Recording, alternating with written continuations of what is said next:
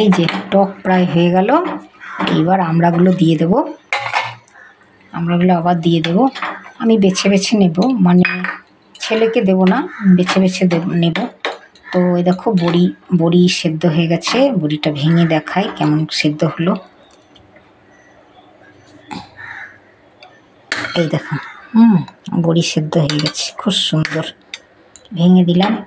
তো এবার একটু মিষ্টি দিয়ে দেবো, কারণ মিষ্টি না দিলে টক টক টক ভীষণ হবে, কারণ আমড়াগুলো ভীষণ টক। এই জন্য মানে দেওয়ার কোনো প্রয়োজনই নাই। এই একটু মিষ্টি দিয়ে দিলাম,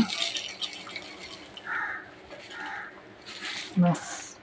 মিষ্টি দেওয়া ছিল, কিন্তু ওই মিষ্টিটা কমই হবে, কারণ খুব বেশি মিষ্টি আমি দিইনি আমড়াটাতে, কারণ যেহেতু মানে একটু মাঝে মধ্যে টক করে খাবো, সেই জন্য বেশি মিষ্টি দিইনি। তো এই দিলাম। আর যদি দেখি যে খুব মিষ্টি মিষ্টি লাগছে, তাহলে আবার আমড়া তো আমার ফ্রিজে করে রাখাই আছে, ওখান থেকে আর দুটো আমড়া বার করে দিয়ে দেবো। আমড়ার কাঁধ আর আমড়া। তো ঠিক আছে, বাই বাই। আসছি আবার পরের ভিডিওতে দেখা হবে। ততক্ষণ তোমরা সুস্থ থেকো, ভালো থেকো। আজকের মেনুতে এগুলো আমার ছিল, তাই তোমাদের সঙ্গে শেয়ার করলাম। ঠিক আছে, বাই বাই। আসছি আবার পরের ভিডিওতে দেখা হবে।